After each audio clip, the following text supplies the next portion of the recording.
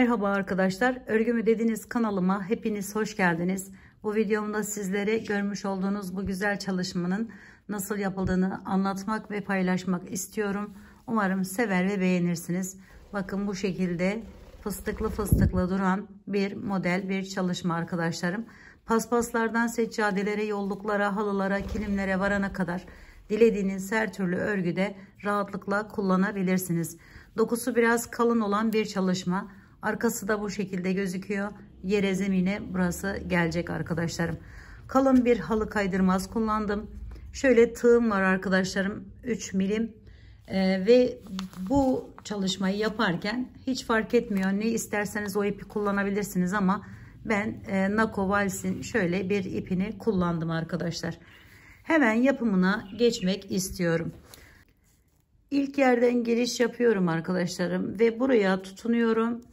Sonra 4 tane zincir çekiyorum. 1, 2, 3 ve 4. Sonra üzerine alıyorum.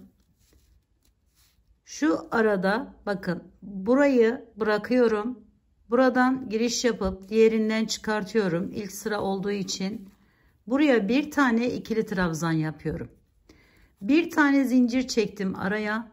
Üzerine alıyorum arkadaşlarım. Geri dönüyorum. Geri bakın üzerine aldım. Geri dönüyorum. Buranın içerisine buradan ve buradan giriş yapıyorum. 1 2 ve 3 tane topluyorum. Bu şekilde. Sonra bunların hepsini birlikte çekiyorum. Bir tane zincir çekiyorum, yine üzerine alıyorum. Arada bir tane boş bırakıp hemen yanından şuradan geçiyorum. Şu şekilde buraya bir tane ikili trabzan yapıyorum. Bir zincir çekiyorum, üzerine alıyorum ve buradan giriş yapıp yine 3 tane topluyorum. Sonra yine çekiyoruz ve bu şekilde bu sırayı devam ediyoruz.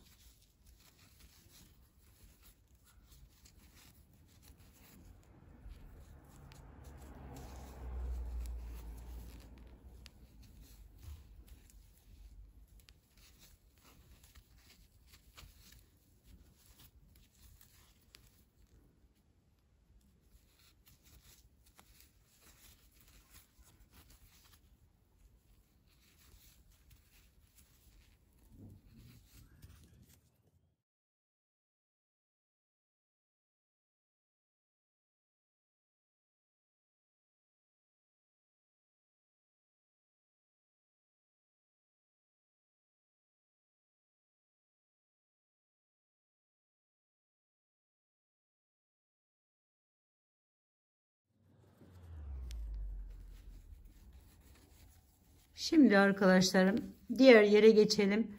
Bir üst sırasına yani. Onu da kenar olduğunu düşünün. Yani şu kenara kadar gittiğimizi düşünün. Yine bir tane şöyle kenarına ikili trabzan yaptıktan sonra geliyorum. Hemen üstündeki yerden yani şu kenarından şu şekilde giriş yapıp oraya bağlıyorum önce. Sonra yine 1, 2, 3, 4 tane zincir çekiyorum. Ve bu defa arkadaşlarım üzerine aldım, bakın alttakini halı kaydırmazıma bağlamak için şöyle arasından giriş yapıyorum. İkisinin arasından buraya bağlıyorum. Bu şekilde bir tane ikili trabzanımı yaptım. Bir zincirimi çekiyorum, yine üzerine alıyorum. Bu defa geri gelip bakın şu arada çekmiş olduğumuz bir zincirin içerisinden giriş yapıp buraya 3 defa da topluyorum. 2 ve 3. Daha sonra birleştirip bir zincirle devam ediyorum. Şimdi bu araya bağlamıştık. Hemen bir diğer araya geçiyorum. Oradan bu şekilde aldım. Bir tane zincir çektim. Tekrar üzerine alıp geri dönüp bakın şu aradan hemen şuradan giriş yapıyorum. toplamaya başlıyorum. 1 2 ve 3. Yine aynı şekilde bir zincir çektim. Bir ileriye devam ediyorum. Şöyle açıyorum arasını ve aradaki deliklerden birinden girip diğerinden çıkartıyoruz. Bu şekilde buraya ikili trabzanımızı yapıyoruz önce, sonra bir zincir ve bu tarafa dönüp üçlü fıstığımızı yapıyoruz. 2 ve 3. Evet, bu bir battaniye modeli arkadaşlarım ya da hırka, dilediğiniz her türlü şeyi. Ben bunu zemine yani bu halı kaydırmaza bu şekilde tasarladım ve güzel olduğunu düşünüyorum. Umarım sizler de öyle düşünürsünüz. Bakın, bir zincir çekip geri dönüyoruz yine. Değişik fikirler bulmaya, yapmaya çalışıyorum arkadaşlarım. Şöyle buradan almıştık. Hemen bir ileriye gidiyoruz. Ve buraya da aynı şekilde ikili trabzanımızı yapıyoruz önce.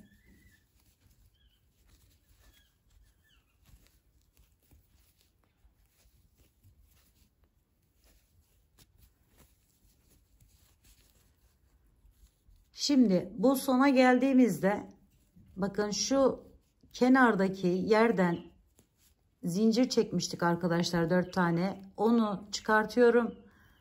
Kenar kısmını bu şekilde yapıyoruz. Buraya şu şekilde tutunuyorum. Bir tane ikili trabzanımı yaptıktan sonra geri dönüp bakın, buradaki boşluğa da aynı şekilde fıstığımı yapıyorum. Ve en son bittikten sonra geliyorum. Bunu buraya sabitliyorum. Bu şekilde. Şimdi bakın, böyle bir görüntüsü oluyor çalışmamızın. Yine aynı şekilde 1 2 3 4 tane zincir çektim. Üzerine alıyorum. Ve bakın, bu aradan giriş yapıp yukarıdaki yere bağlıyorum. Önce şöyle bir tane ikili trabzan yaptım.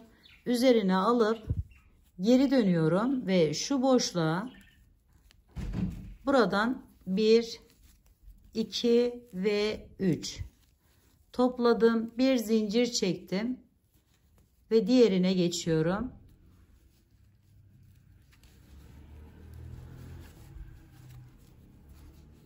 Sonra bir zincir ve araya tekrar, bakın, bu araya giriş yapıyorum arkadaşlar. Buradan devam ediyorum.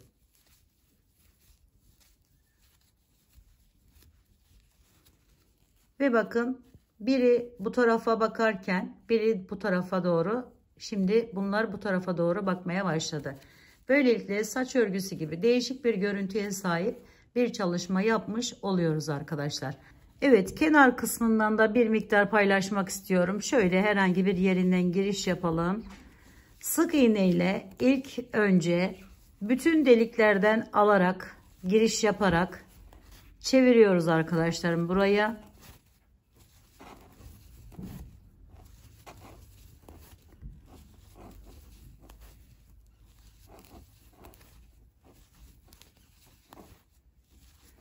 Daha sonra ise bu zaten biraz kapanmış oluyor. Böyle de bırakabilirsiniz ama modelimize uyumlu olsun diye üzerine aldım arkadaşlar. Birine atladım. Bir diğerine geçtim.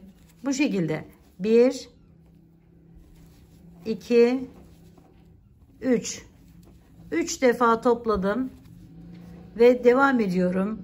Aynı şekilde bir tanesini atlayıp diğerinden giriş yaparak burayı da ben bu şekilde yaptım arkadaşlar. Farklı şekillerde de yapabilirsiniz. Sadece benden size böyle bir fikir. Evet, kenar kısımlarında bu şekilde aynı işlemi buraya da uygulayarak tamamlayabilirsiniz. Farklı şekillerde de yapabilirsiniz. İlk defa videomu rastlayan arkadaşlarım için böyle kısaca değinmek istedim. Umarım sevmiş ve beğenmişsinizdir arkadaşlarım. Yapacak olanlara şimdiden kolaylıklar diliyorum. Bir dahaki videomda görüşmek üzere. Hoşça kalın, sağlıkla kalın. Allah'a emanet olun arkadaşlar.